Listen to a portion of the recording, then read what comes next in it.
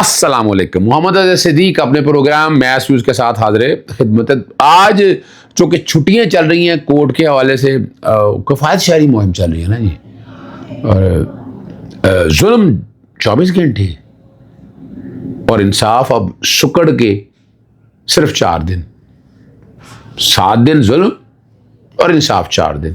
وہ کسی کو برا لگے یا اچھا لگے, انصاف کے دروازے بند نہیں ہونے چاہیے.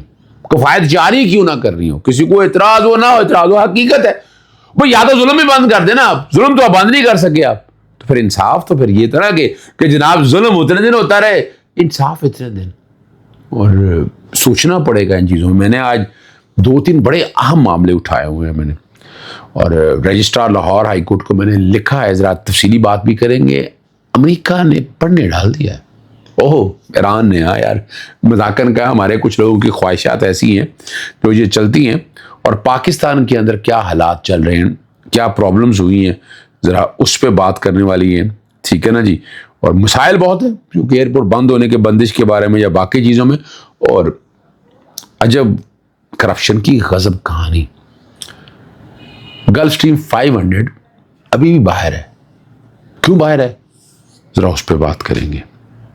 دیکھیں پہلی بات بڑی واضح ہے,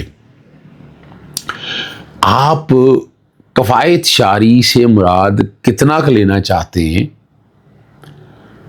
ان جگہوں پہ جائیں جہاں واقعی کفایت شاری چاہتے ہیں. عدالتوں میں کفایت شاری میری سمجھ لاجک سے باہر ہے.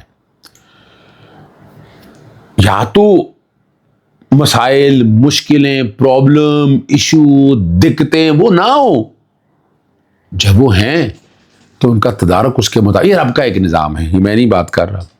ہر مشکل کے بعد آسانی ہے, یہ ایک نارمل سی روٹین چلتی رہتی ہے, تو آپ کو دھیان رکھنا ہے یہاں. لیکن نہیں, اس پہ سوچنا چاہیے. میں چیف جسٹس آف پاکستان, اب تو ویسے وفاقی آئینی عدالت کا چیف, بڑے چیف جسٹس تو وہ ہے نا جی, اور چھوٹے چیف جسٹس صاحب کو بھی, چھوٹے سے مراد سپریم کورٹ کا, چھوٹے ہی ہوں گے نا, اور چھوٹے چیف جسٹس صاحب کو بھی میں نے کہہ رہا ہوں کہ جناب نہیں, آپ ذرا اس معاملے میں سوچیں, اور باقی ہائی کورٹوں کے چیف جسٹس صاحب کو. ویسے تو اللہ کرے کہ خیال آ جائے, لیکن ہونا کیا آگے وہ آپ کو پتہ ہے. پھر اگلا ہفتہ نہ ہونے کے برابر کام ہونا ہے. چھٹیاں اسی ایک طرح سے ہیں, اور یہ بات اگلے 31 مارچ تک چلی جانی. لیکن اسے ظلم اور یعنی لاہور ہائی کورٹ میں تو متفرق درخواستیں بھی نہیں لی جا رہی. یعنی آپ ٹھیک ہے, آرام ہونا چاہیے, انصاف میں آرام میں نہیں مانتا اس بات کو. 2 اور پہلے باتیں کر رہا ہوں. ہائی کورٹ میں آپ کو پتا بایو میٹرک سسٹم شروع ہوا ہے, وہ انگوٹھا لگانا پڑتا ہے نا جی. یعنی مجھے اپنی پہچان کے لیے, اور مجھے پیسے بھی دینے ہیں اس کے. یعنی میں انصاف کے لیے دروازہ کھٹکھٹایا ہے. میں وہاں پہلے میرا وکیل آئے گا, وہ جا کے وہاں سے ٹریکنگ بنائے گا, ٹریکنگ بنا کر میں جہاں گئی ہوں گا وہاں جا کے میں انگوٹھا لگاؤں گا. تو یہ کفایت شاری میں یہ نہیں آئے گا. جانا ہے نا میں نے جہاں گئی بھی, تو وہ کفایت شاری میں اس کو روکے نا وہاں پر. اور پھر آپ نے پیسے ہیں اس پہ 200 روپیہ, کس بات کا؟ پورے پاکستان میں ایسا نہیں ہے. اور بنانا بھی چاہتے ہیں اپنی اپلیکیشن بنائیں, گھر بیٹھ کے بندہ موبائل پہ کر سکتا ہے. یعنی آپ آسانی فراہم کریں, لوگوں کو بھی آسانی ہے. اور میں اسے بار بار لکھ رہا ہوں کہ مجھے بتائیں یہ کم کیسے کرنا ہے, کس طرح کرنا ہے. رجسٹرار آفس کو میں نے لکھا ہے. وہ لہذا بات ہے کہ لاہور ہائی کورٹ کا رجسٹرار آفس رسپونڈ ہی نہیں کرتا. ہم باتیں بڑی کرتے ہیں متعلقہ محکموں کی, ہمارے یہ رجسٹرار صاحب کے آفس جو کوئی بھی ہے جہاں کہیں بھی ہے وہ رسپونڈ ہی نہیں کرتے. میں تذکرہ کرتا رہتا ہوں. دوسرا بڑا معاملہ, وہ آپ کو یاد ہے ایک ڈی سی صاحب, ایک ڈپٹی کمشنر, وہ آگے دھکے دیے وکلا کو, تو میں نے پکڑ لیا کہ آپ کیا مذاق بنایا ہوا آپ لوگوں نے. لیکن اب یہاں وہ میں پوچھ رہا ہوں ہائی کورٹ سے, پروٹوکول بتائیں. ایس ایچ او اگر آتا ہے تو اس کے لیے کرسیاں خالی ہیں, ایس پی آ رہا ہے تو سائڈوں پہ بٹھا دیا جاتا ہے. ان کی اتنی آؤ بھگت کی جاتی ہے, میری تو سمجھ سے آ رہا ہے کس بات کی آؤ بھگت ہے جناب. اگر آپ لوگ جائیں ذرا, عام بندہ جائے نا ذرا بیوروکریسی کے دفتر, کیا حال ہوتا ہے وہاں پر. غور کریں ان باتوں کو. میں نے پھر لکھا ہے, اس میں پوری مانگی ہے, تفصیلات مانگی ہیں, ڈیٹیلیں مانگی ہیں, لکھا ہے, بار بار تذکرہ کیا ہے, اور یہ بھی پوچھا کہ لائے مجھے وہ دیں. لیکن اس کا ایک فائدہ یہ ہوا ہے کہ لاہور ہائی کورٹ میں جو پولیس ہر جگہ نظر آتی تھی اب اس طرح نہیں ہے. ورنہ کیا ہوتا تھا, ایک ایس ایچ او آ رہا ہے, پتہ نہیں کتنے بندے, ایس پی آ رہا ہے کتنے بندے, بھی کیا کام ہے ان لوگوں کا یار. یا ڈی سی آ رہا ہے تو اس کے ساتھ بندے راستہ بنا رہے ہیں اس کے لیے, کیا بات ہے بابو صاحب کے لیے. تو اس میں میں نے پوچھا ہے رجسٹرار سے, آپ نے کیا کچھ کیا, ذرا وہ بھی ہمیں بتا دیں. اب چلتے ہیں اگلی بات. میں نے آپ کے سامنے پہلے یہود و نصارہ کے بارے میں سورہ مائدہ آیت نمبر 51 میں نے پڑھی, اور اس کا اطلاق میں آپ کے سامنے بار بار تذکرہ کرتا رہتا ہوں. یہود و نصارہ دوست نہیں ہو سکتے، کوئی سمجھے نہ سمجھے. آئیے وہ سفارتی تعلقات، وہ بھی جب دوست ہی نہیں ہو سکتے کون سے سفارتی تعلقات، اور کس لیے سفارتی تعلقات؟ فائدہ کیا؟ اچھا چلے فائدہ میں ویسے ہی میں کہتا ہوں لیکن نہیں ہے. اور امریکہ نے جو ہے نا ایران کی اعلیٰ قیادت کے بارے میں معلومات فراہم کرنے والوں کے لیے بھاری نہ ہے، یعنی وہ کیا کہتے ہیں، دلال کہیں گے، ٹاؤٹ کہیں گے، انفارمر کہیں گے، کیا کہیں گے اس کو. یعنی امریکہ کی اپنی یہ پوزیشن دیکھ رہے ہیں جو بڑی باتیں کر رہا تھا، اور امریکی حکام نے 10 ملین ڈالر یعنی 1 کروڑ ڈالر تک انعام دینے کا اعلان کیا. اور اس فہرست میں نئے سپریم لیڈر مجتبی خامنہئی سمیت اعلیٰ شخصیات کے نام شامل ہیں.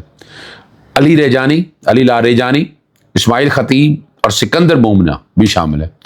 اور ایران اور امریکہ اسرائیل کے درمیان کشیدگی مسلسل بڑھتی جا رہی، اور جنگ اب 15ویں روز میں، اور جو کہتے تھے 2 دن چلے گی 15ویں دن ہو گیا، ایران نے آگے لگا لیا امریکہ کو.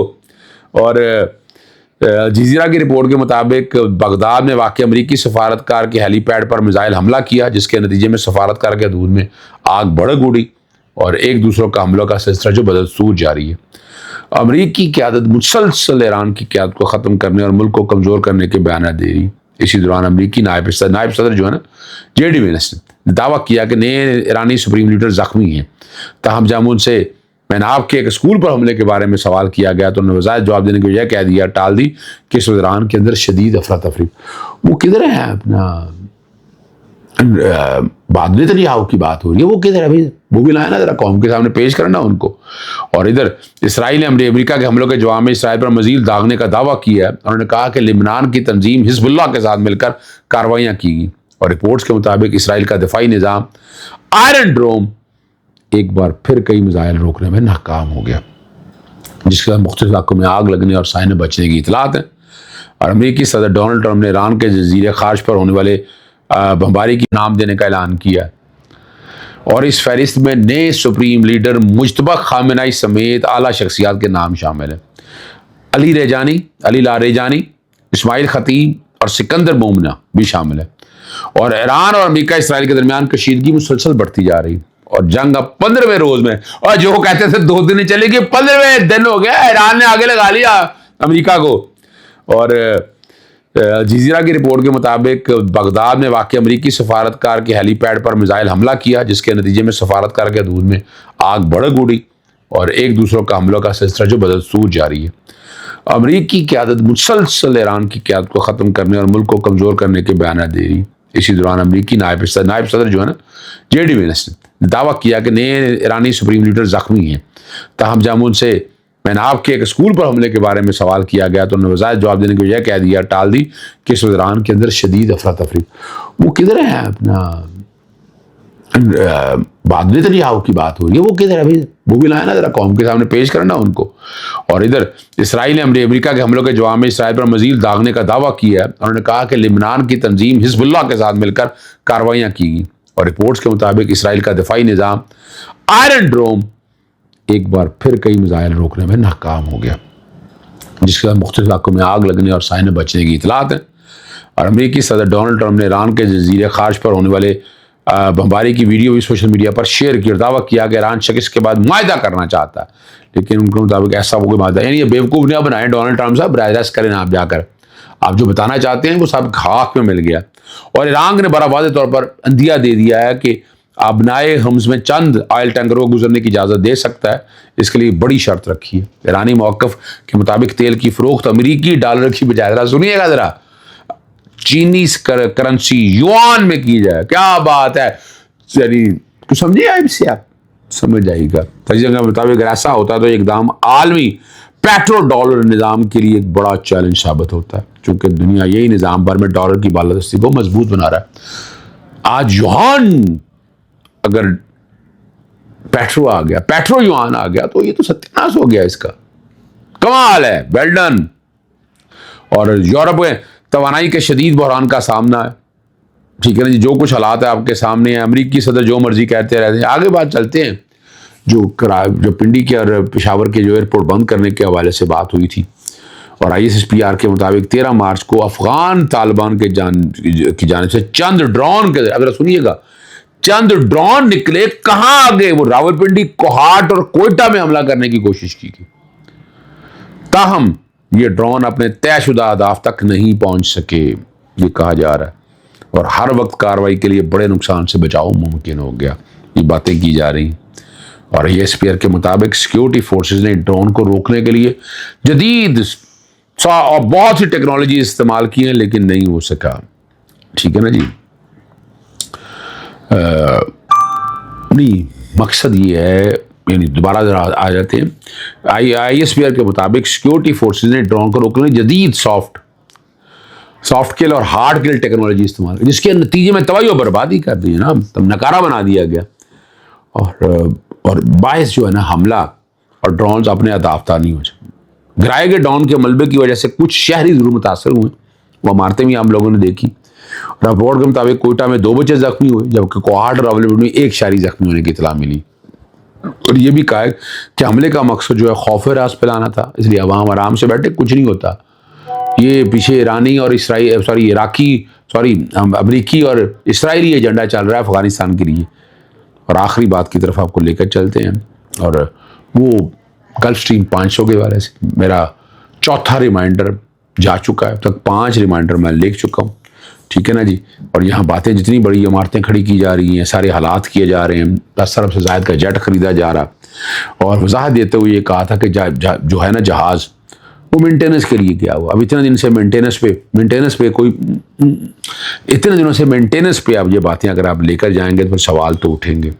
لوگ ادھر ادھر کی باتیں بہت سی کر رہے ہیں کہ کیا ہو رہا ہے، کس طرح ہو رہا ہے، اور اگر خرچے بڑھائے جا رہے ہیں، یہ جہاز کیوں گیا، کیسے گیا، اگر نیا خریدا تھا تو اس کی مینٹیننس اتنی جلدی کیوں ہوگی؟ ان سب سوالوں کا جواب چاہیے، نہیں تو عدالت میں آ رہا ہوں میں، گلف اسٹریم کے حوالے سے عدالت چیلنج کرنے جا رہا ہوں۔ اجازت چاہیے، اجازت چاہتا ہوں۔ السلام علیکم، اللہ حافظ، پاکستان زندہ باد۔